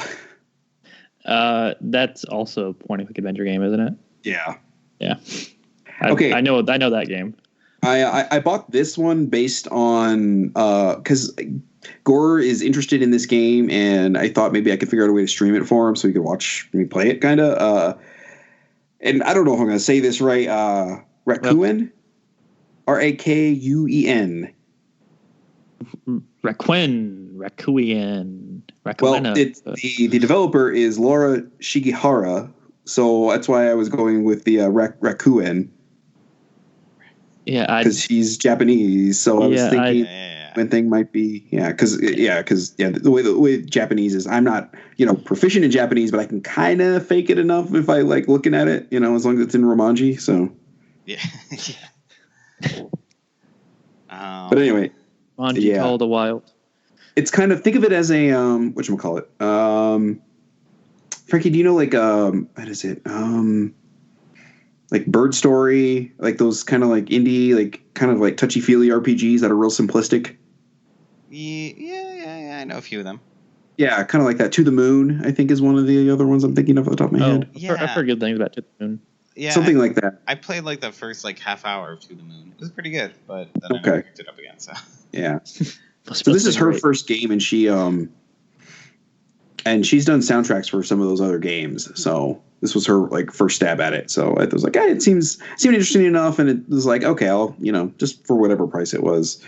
I'm gonna have to look this one up here real quick. Your Star. Your Star. That sounds familiar. It's not Your A Star. It's not like one of those at the movies games. No. Yeah. No, this is Your Star, as in that is your star. Okay. I got nothing. A platformer. I'll go with Shooter. Shooter. Okay. I'm pulling up the description. Hold on, I'm stalling. Let's see. Start naming genres. Yeah, just keep naming genres. Souls-like. It's a Souls-like. Everything is a Souls-like. Well, I mean, clearly based on my tastes. So. Yeah. Basically, it looks like a kind of like a top-down, horror adventure game. Oh. Like Corpse Party. Kind of, yeah. Really kind of dark looking. I don't know if you guys want to just look it up real quick. It looks kind of creepy. I mean, now that I'm looking at it, I'm like, oh man, I don't know. I don't know if I'll be able to play that. It looks scary. Oh man, I just closed the window there. Hold on. Oh, here we go. I got Evanescence. It's called Your Star. Yes, and I know that was the first thing. Just type in Your Star game. Yeah. That was the first thing that popped up for me. It's like, oh, good. There's a band I haven't thought of. I didn't even finish typing it in as lyrics. You want lyrics? It's like, no, I want game. If you go to images, it just gives you basketball players. Nice. All right. Well, that's a good start. Kind of looks like Unending Night. What the fuck is that Nightmare game? Little Nightmares? No. It's the came out a year or two ago. It's super gory. It's black and white. Never Ending Nightmare. I think it's called Never Ending Nightmare. Yeah, that game is pretty disturbing, actually. Okay. I don't know. Anyway, next game, Helen's Mysterious Castle. It sounds like a Lego set. You're getting good at these, except on this one. So this is actually just like a RPG Maker type RPG, basically. Okay. I forget what the story premise was, but it seemed interesting. So someone's got amnesia, and they gotta get the crystal to save the world. Maybe something like that. Yeah. Or the moon, or the orb. Yeah. I forget who it was, but somebody, God, it's like Time to Crystal or something like that, basically. in JRPGs, so It seems about right there. Ghost 1.0. So just a ghost? Ghost what's the 1.0? What's the 1.0 for? That's... This is going to be...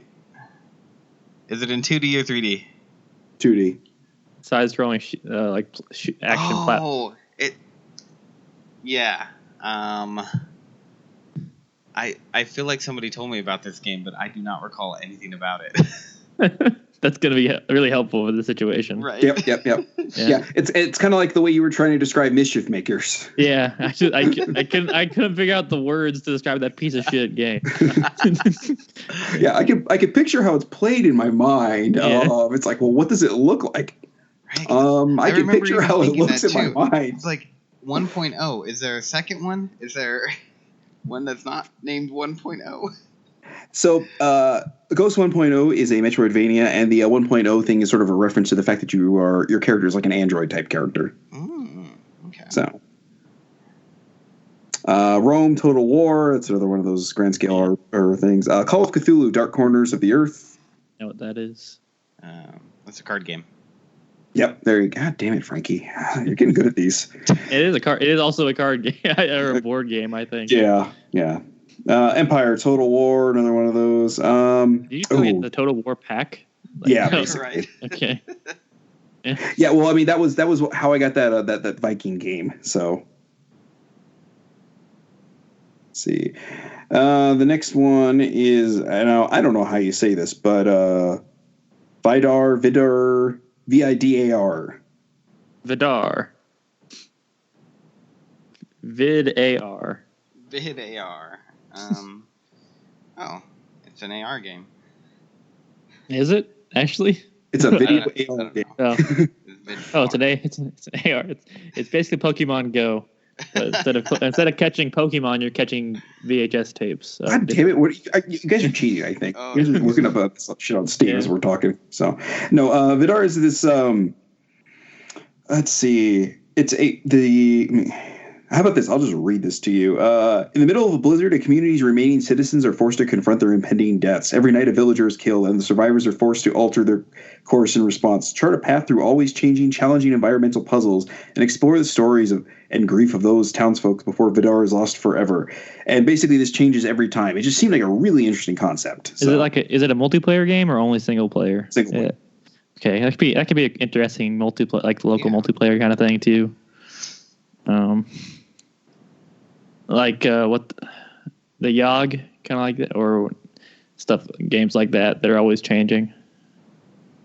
Yeah. Basically, it's like you play it and it changes each time you play it. Except it is just a single playthrough. I think you can even fail like in the middle of it or die in the middle of it. So it seems interesting. Like I said, it's kind of one of those things. Like it was cheap enough that it was worth, I thought, getting just based on that. Full Throttle Remastered. Okay. Tyranny. Okay. You guys both know what Tyranny is. I don't know what Tyranny is. It's another, Infinity Engine type looking RPG. Okay. That just came out end of last year. Yeah, came out November last year. basically you play as the bad guys, and you Oh. just choose how bad you want to be. Like the evil has won, and you are basically playing like one of his like lieutenants, effectively like running a certain area of the country. Mm-hmm. So it's kind of interesting that way. Let's see. Total War, Battle, Shogun, Near Death. Is that like the sequel to Nier? No, it's not Automata. Near Death. This is the third one in the trilogy. You know, oddly, I keep hearing people also say Automata. Nier Automata. Automata. I think it's because of Automata Lisa. I think it's because of that game. But some of these people are the people who also worked on the localization for the game. Isn't it Automata? I thought it was Automata, but maybe there's some sort of plot thing where both is acceptable or both are acceptable. I need to get back to that game at some point. It's good. It just gets really repetitive with the combat, and that was kind of but like the story stuff is where I want to see all that weird stuff. Yeah. Okay. So anyway, getting back to Near Death. Any guesses? I feel like I've heard of this game, but I got nothing. Yeah. Yeah. Neither do I. First person survival game, basically. Okay. Kind of one of those. What is it? The Long Dark type things. Okay. I feel like I've seen this recently, but maybe I'm crazy. All right. Xanadu next. Actually, Luke talked about this on the podcast. Yeah, I remember when I remember him talking about it. He really liked this game. I'd say another Falcom RPG there, Franky, in case you're wondering. So, and I'm a big Falcom guy. River City Ransom Underground. Okay, yeah. River City game. Yep. Yeah. River City Super Sports Challenge All Star Special. I've seen that. I've seen that game. Oh yeah. After trying to play it on the console, I ended up dipping on the PC version, which I don't know if I'm going to get around to, but Torment Tides of Numenera. Because it seems like it would just play better on a PC. So yeah, I've double dipped on that game now. Curious about Torment. I don't think I'll ever play it. It's yeah, me too. Yeah. I feel like I want to play Planescape Torment first. So it's kind of one of those things like I want to play the first before I play the second. But Planescape's also kind of one of those games that is like, for people who have played it, is like held in high regard as like one of the best like stories in a video game ever. So I don't know, going from that to the sequel, which it's done like fairly well like critically, but you know it's definitely not up there story wise with that one as far as you know. So it's kind of like, do I really want to make that one? I don't know. So anyway, Shadow of the Beast for the PS4. I saw you playing that yesterday, or at least had it on or I was playing it a couple days ago. Very surprised. I forgot that game existed. I feel like it came out. No one talked about it. Too kind of. Yeah, it was one of those like. God, I'm trying to think. It was the Genesis, like the original Genesis, or I don't even know if it was originally a Genesis game, but like I played it on the Genesis like way back, and I went to, and I was just like, this was sort of like one that was on my radar, and it was on sale on the PS4 like summer sale thing, so I ended up purchasing that. And man, let me tell you, that game is not one to play in front of the kids. That is graphic as shit. Like it is violent. I mean, you're cutting people in half, and yeah, it's a little rough. I was playing it, my kids were like, Daddy. I was like, Daddy's done playing this one apparently. Okay, so my son got a little scared by it. I was like, okay, well, we're going to turn this one off there. So this is probably this is probably going to end up being a me and Anthony stream game. Deer Simulator. Okay. Deer. I ended up getting that one just because it looked so stupid. We talked about this on the podcast a couple months ago, and it was like so cheap that I was like, I gotta get on this so Anthony and I can get on that one. So let's see. I think we're nearing the end here. Yeah, Colot. I think we're near. I know that game. Actually, someone on my friends was actually playing that like within the last few days. So it's like a first person. Is it a horror game? Sort of. Yeah. Yeah. Okay. And the last one is one we is one we talked about earlier. Final Fantasy 12, the Zodiac Age Limited Steelbook Edition. I was thinking about getting that collector's edition. As he twirls his wine in his glass. It was like $120, $140 or something like that. And I was like, I can't justify spending that. So Joe Starr actually talked me out of kind of getting it because I was like, hey, you going to get this thing? And he was like, no, I can't. I was like, I'm going to get the Steelbook, but I think I was like, okay, good. And I don't feel too bad about not really wanting the collectors either. So. Yeah, you should play that game, Jason. I think you might like it. I will. It's a Matsuno game. I'm actually kind of working my way through Metal Gear right now. So. Oh, that's right. I gotta get on that too. Yeah. That's let me tell you. For some weird reason, I don't have a problem with that game being blown up to a big screen, but the original Final Fantasy 12, I still do. It's like I don't know what the difference is because, like, man, there's like, it's just like, I don't know. It's literally just like, polygons smashed together that barely resemble people sometimes. My daughter was playing the training missions and she was like, Daddy, how can you tell when the guy's facing you? Because, it takes off your radar for that. And I was like, well, see right there, that's his gun. So that's how you can tell he's facing you. She's like, oh. And then the guy turned around to his back. She's like, wait, is that his gun? And it's like the little, like the straps on him. And I was like, okay, I can see how you can get confused by this. It's like, yeah, kind of going back to it. I'm like, oh man, I can see how somebody her age would definitely have a hard time like interpreting what the hell is going on with that game. So, yeah. So anyway, that wraps that up. I don't think we got much else to talk about here, boys. So, actually, Jason, one second. There was some breaking news yesterday that I feel like Well, I don't know if this is breaking yesterday then.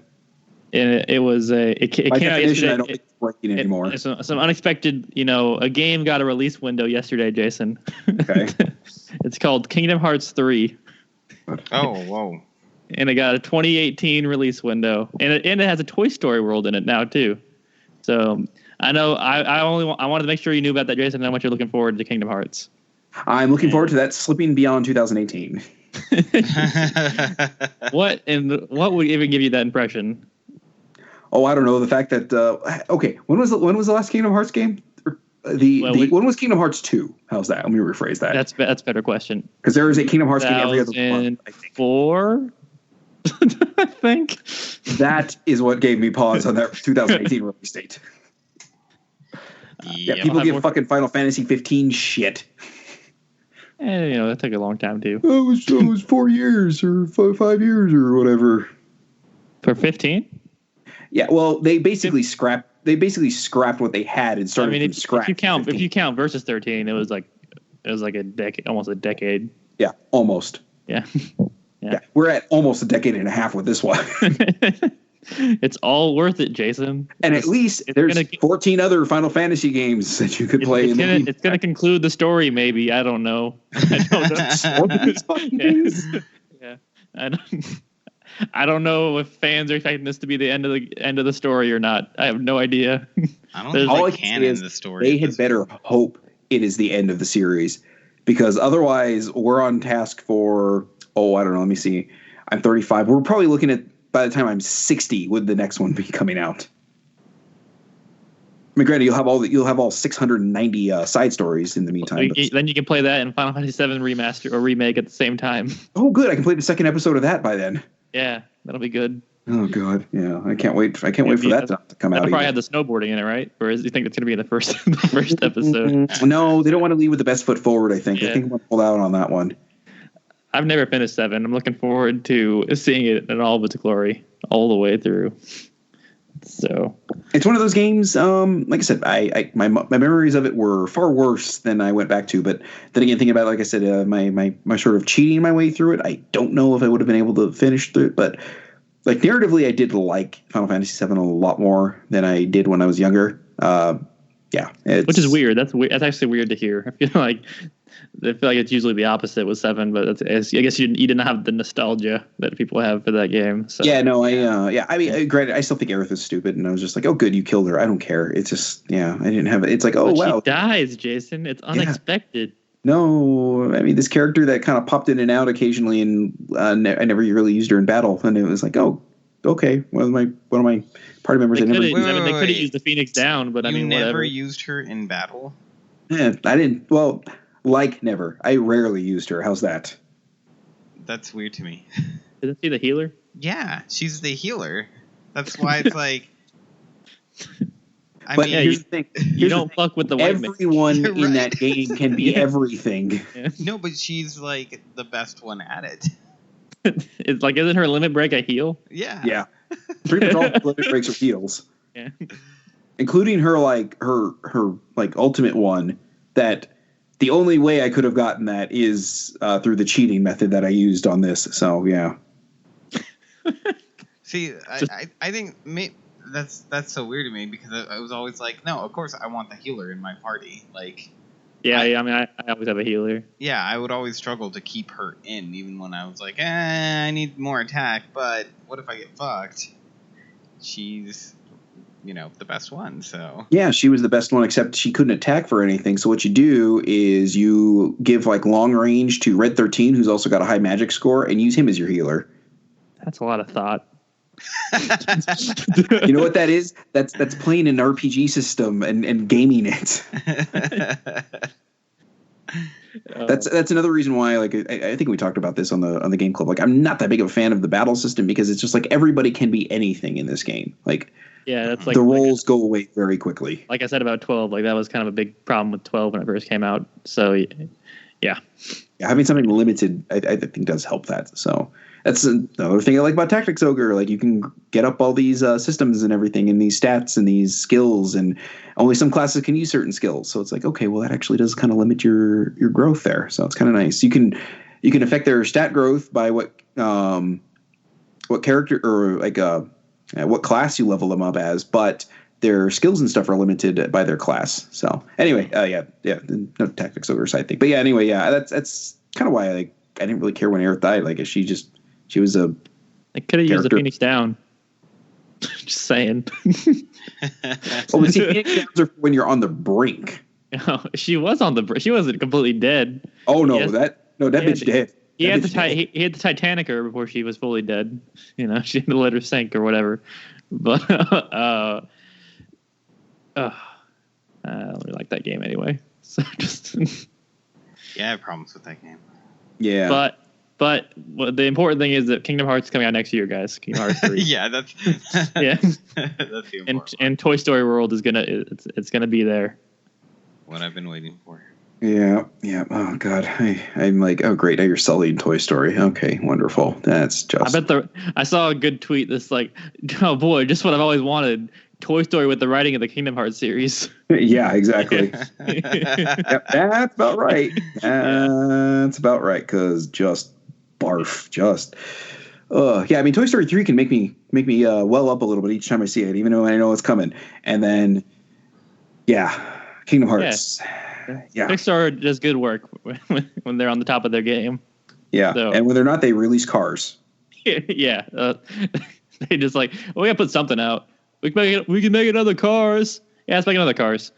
Isn't it Yeah. like the biggest selling property though, like of all time? It's one of their best ones. I'm pretty sure. I think Toy Yeah. Story is probably their best one, but I don't know. Maybe Finding Nemo is up there too. And Well, they I have mean- so many. I mean, they have like so many. in terms of like all the different types of merchandise sold, I think Cars, at least a few years ago, was like number one. That's so weird too. It It's is. it's easily one of their worst. Yeah, very easly. Yeah. It's gobbled it Oh, up. that's what did it. I mean, my son loves it, and God, do I hate that movie. Incredibles 2. They talking about that. That's coming out in like 2 years. That's my favorite movie of theirs. You know, I liked it. I don't have that like attachment to The Incredibles. Like, I was like, it was cool. I liked it a lot. Yeah, so me look too. forward to that.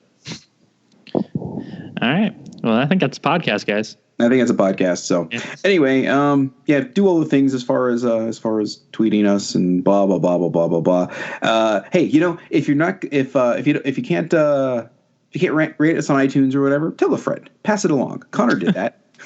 Friend Connor's of the a good show. guy. Yeah, Connor's good people. Connor's good people. So anyway, yeah, tell a friend if you like the show. If you don't like the show, tell us what don't you like? What do you like? Who don't you like? If you don't like me, tough shit, because I'm the host, so I'm not going anywhere. So unless you get an overwhelming amount of emails, and then I can just pass it off, which would actually be kind of nice, because then I can just actually play some games on Sunday instead of doing this garbage. Wait, did I just call my own book? Damn it! Yeah, Franky, edit that out. We'll edit it in post. Anyway, thanks for listening, guys, and we will talk at you guys next week. If I don't know, man, if this news thing keeps up, I don't know if we're gonna be able to scrounge up anything. We'll just talk about nothing again for an hour. Yeah, yeah. That's kind of what we did. We'll turn into Seinfeld.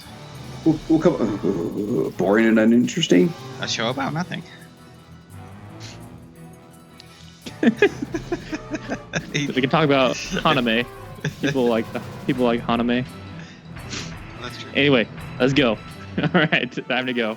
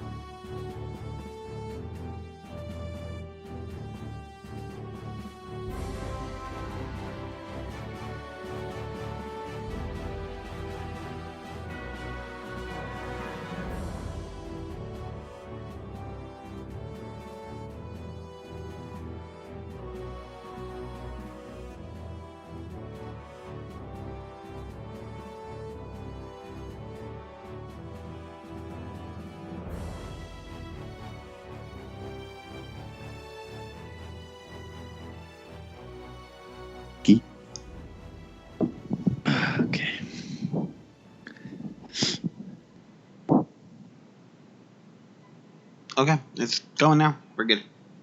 Good. Whenever you're ready. Okay. So what have we got to talk about this week? I played Final Fantasy 12. Okay. Yeah. Can you guys hear my buttons pressing? Yep. Yes. Damn it. Damn it. Thought if I'm going to get stuck listening to Evo talk, I could at least do something entertaining. Hey, a bunch of guys played fighting games on the internet, and you can watch it, but we're going to talk about it. None of us are really experts. But it was so exciting. Yeah, it was, I'm sure, to watch. It's like listening to a post-Super Bowl talk by guys who don't really know football that well. We don't have to talk about it. It was just a suggestion. I don't know why you're so personally offended by this.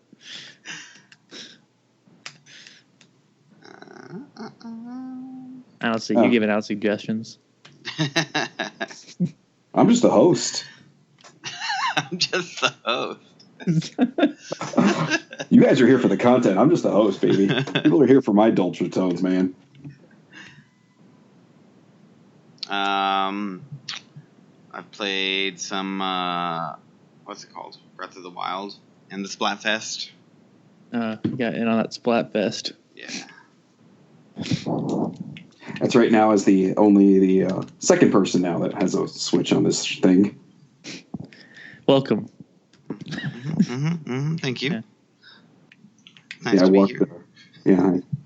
I passed one right by that I randomly found in the wild. I kind of regret doing it still, but whatever. It's a pretty great little device. It really is. I love it way too much. When they put Yoshi's Island on Virtual Console, I'll probably jump on. Yeah, it'll be way over then. I was going to say, so I'm never going to get one is what I'm saying here. I don't know. It could happen. I don't know. That's did they put Yoshi's Island on the SNES Classic? They have, or on the SNES Classic, yeah. The SNES, God, what are you, some kind of heathen? God. No, I'm just, using my time wisely. Yeah. The Super Nintendo Entertainment System Classic.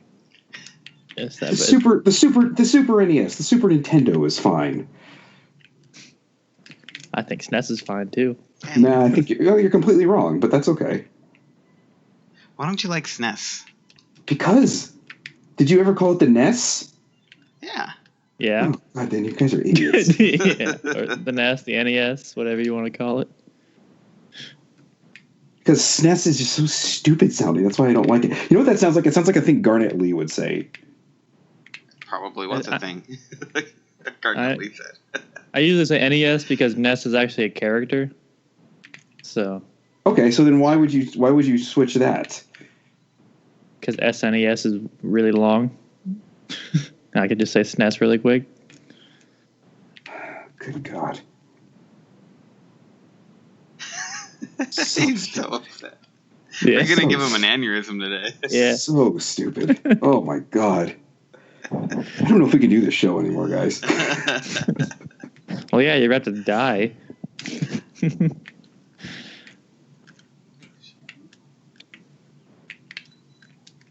We could talk about Metroidvania games and shmups. Shmups. You'll notice I'm just completely ignoring that. He also hates both of those, Frankie. I don't know if you heard that. He hates both of those terms. Oh, no, I know. Right. Oh, I made that very clear.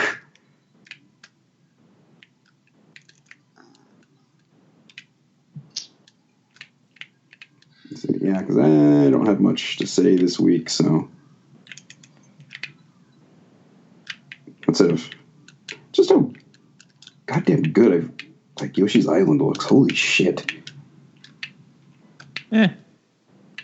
Oh, okay. I know Jeff Gertzman told you not to like it, but that's not why I didn't like it that much beforehand. I don't dislike it as much as he does. He dislikes it with an undying passion. I just think it's pretty forgettable. Oh God. You're such an odd person, John. That's coming from you. I mean, only like what many people consider to be one of the finest platforming games of all time. And, it's pretty forgettable. I mean, oh, God.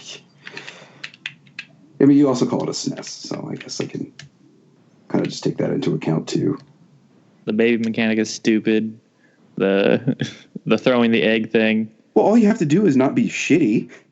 You don't really lose the baby. Oh, that's the lamest excuse. Did you say lamiest? No, I did not say lamiest. I heard the Bob lamiest excuse.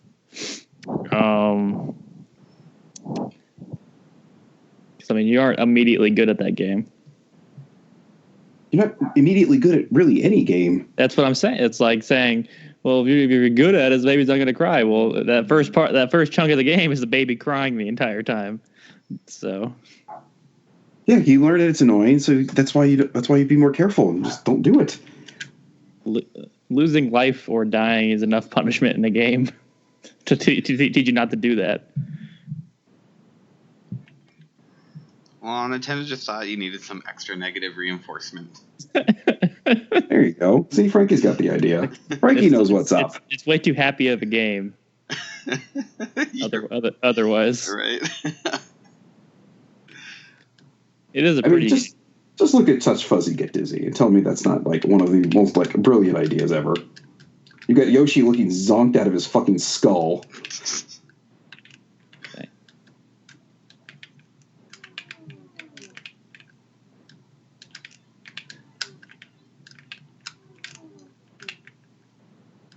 Dear God.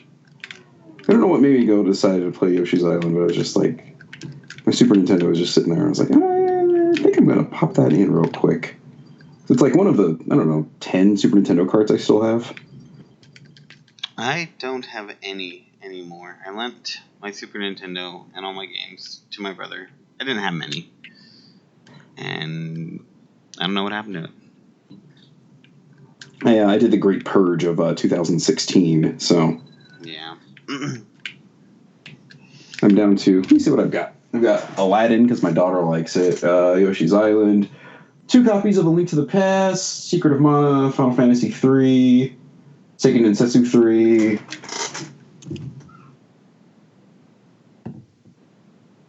Actually, that's it. That's all I got. I've got 3 goddamn Super Nintendo controllers. I almost have as many controllers as I do games. Isn't there like a multi-tap thing for the Super Nintendo? Yes, there is. Yeah. I don't remember what they called it, if that was what they called it. But. Oh, I don't remember what they called it either, so don't worry about that. No, it was the only thing I ever used it for was Secret of Mana. A multiplayer action RPG. Why the hell don't more people do that?